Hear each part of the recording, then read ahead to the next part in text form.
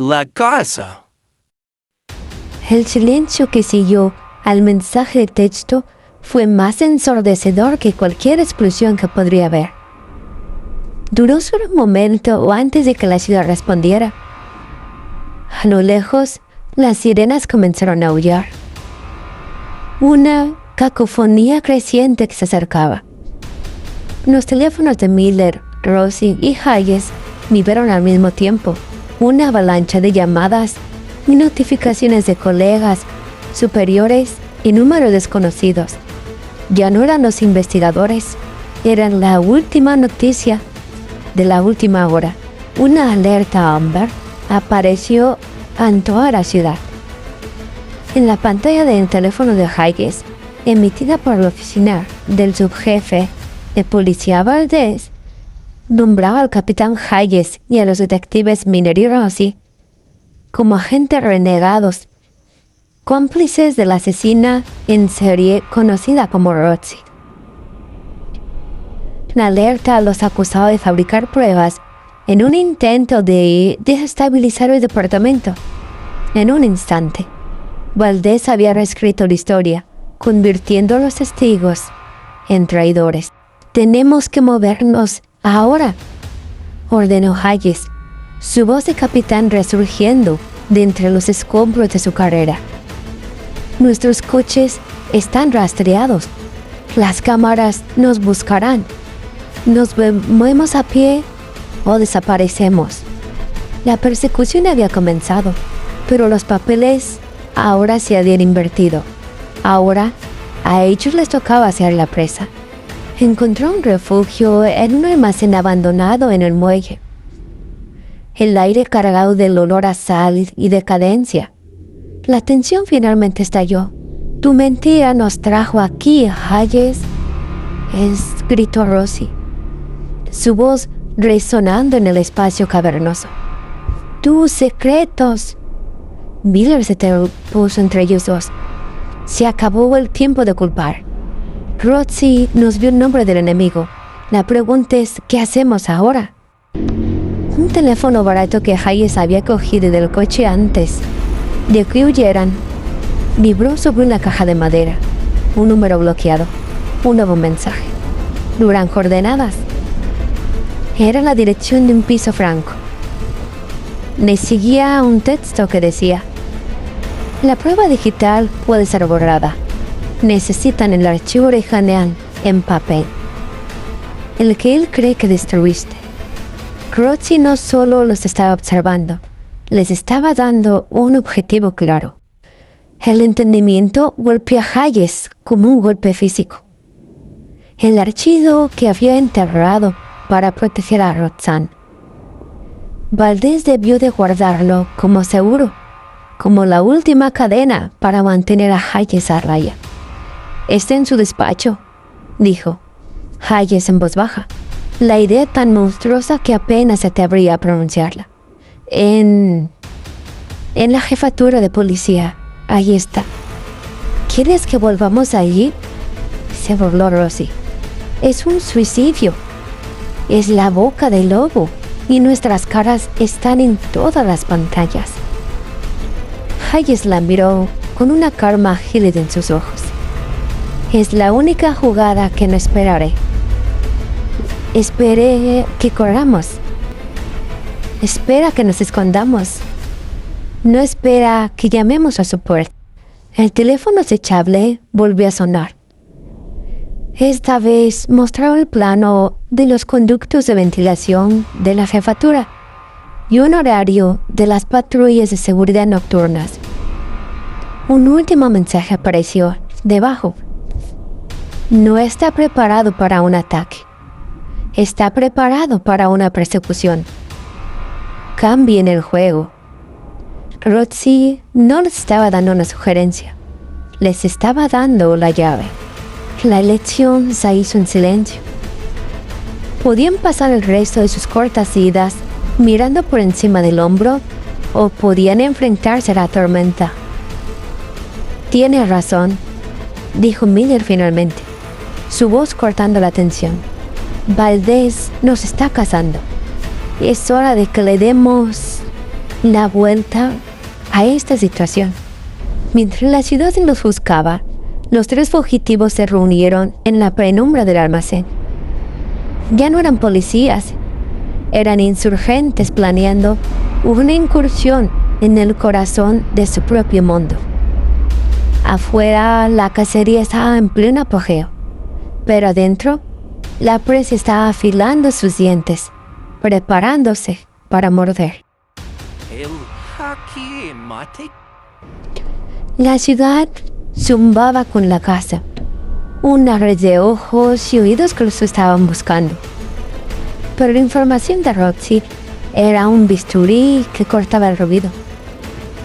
Usando los esquemas de ventilación, encontraron un punto de entrada, una escotilla de mantenimiento olvidada en una azotea a 2 manzanas, conectada por un viejo túnel de servicio. Era una reliquia de una época pasada, sellada y olvidada hacía mucho tiempo, la entrada de un fantasma. Al arrastrarse por los conductos fue claustrofóbico, un viaje a través de las extrañas metálicas del edificio. El polvo y un débil olor a ozono llenaban el aire sobre la rejilla del despacho de Valdés. Esperaron, escuchando el bajo murmullo del turno de noche. Rossi, un maestro en eludir sistemas de seguridad, desde sus primeros días en la fuerza, trabajó en la cerradura electrónica de la cubierta del conducto con herramientas que Miller había conseguido en una casa de empeños. Cayeron en la oficina tan silenciosamente como sombras. Estaba inmaculada, un santuario al ego de Valdés. Premios cubrían las paredes y un escritorio grande e imponente dominaba la habitación. Hayes fue directamente a un archivador, cerrando sus manos, manipulando un juego de ganzúas con una familiaridad que inquietó a Miller. «Viejos hábitos», murmuró Hayes, sin levantar la vista. El cajón del archivador se deslizó. Dentro había una única y gruesa carpeta de manil etiquetado con el verdadero nombre de Roxy: Roxanne Hayes. Justo cuando los dedos de Hayes la rozaron, las luces de la oficina se encendieron. El subjefe, Valdés, estaba en la puerta, con una sonrisa de suficiencia en su rostro y una pistola apuntándoles firmemente. Sabía que no podrían resistirse, dijo. Roxy siempre tuvo un don para el drama, y tu capitán siempre tan predecible. Se acabó, Hayes, se rehudió Valdés, entrando en la habitación. Ross y Miller estaban ahora en su línea de visión, desarmados y acorralados. Seré un héroe, el hombre que derribó a los policías corruptos y a su asesina en serie mascota. Debo admitir que usar a Roxy para limpiar mis cabos sueltos antes de incriminarlos a todos fue un golpe de genialidad. Estaba confesando, grabando todo en una cámara oculta en su escritorio, listo para editar el metraje y crear su propia narrativa triunfante. Pero Valdés había subestimado a su oponente. No solo estaba luchando contra las 3 personas en la habitación. Un parpadeo en el gran monitor detrás de su escritorio llamó su atención. No era el salvapantallas de siempre. Era una transmisión en vivo. La máscara de Roxy llenó la pantalla. «Hablas demasiado, Arturo». Su voz distorsionada resonó a través de las altavoces de la oficina. «Y te olvidaste de revisar la seguridad de tu red». La pantalla se dividió. A un lado estaba Roxy, al otro la confesión de Valdés, que ahora se transmitía en vivo, en todos los canales de noticias, todas las bandas policiales, todas las pantallas de la ciudad. No había estado grabando para su colección privada. Roxy había secuestrado su señal de red. Estaba confesando sus crímenes al mundo entero. Las sirenas comenzaron de nuevo, pero esta vez no eran para Hayes, Miller o Roxy. eran para él. El pánico se apoderó de Valdés. Giró su arma hacia el monitor y disparó, destrozando la pantalla. Pero era demasiado tarde. Mientras los equipos tácticos de la policía irrumpían en el pasillo, una única y silenciosa figura cayó del conducto del techo detrás de él. Era Roxy. Antes de que Valdés pudiera girarse, ella se movió con una velocidad imposible. No hubo sonido, solo un movimiento rápido y preciso. Valdés se desplomó en el suelo, con una única y perfecta rosa negra colocada suavemente sobre su pecho. El equipo táctico irrumpió para encontrar una escena de quietud imposible. Valdés yacía muerto en el suelo. Hayes sostenía el archivo. Miller y Rossi estaban a un lado con las armas bajas. De Roxy no había ni rastro. La cubierta del conducto estaba de nuevo en su sitio. La ventana estaba cerrada. Se había desvanecido, como había aparecido, un fantasma en su propia historia, dejando la justicia a su paso. Con el archivo y la confesión televisada, Hayes, Miller y Rossi fueron exonerados. El departamento se sumió en el caos, pero fue limpiando de su corrupción desde la cúpula. Les ofrecieron su trabajo de vuelta, aclamados como héroes que pasaron por un infierno para exponer la verdad. Pero habían cambiado. Sabían que las nítidas líneas de la ciudad entre el bien y el mal eran una mentira. En algún lugar de las sombras, la asesina de la rosa seguía ahí afuera, una guardiana fantasma, una protectora oscura.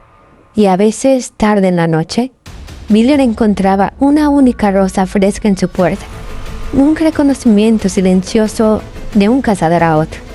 El juego había terminado, pero la historia estaba lejos de haber concluido para la asesina de la rosa, Roxy.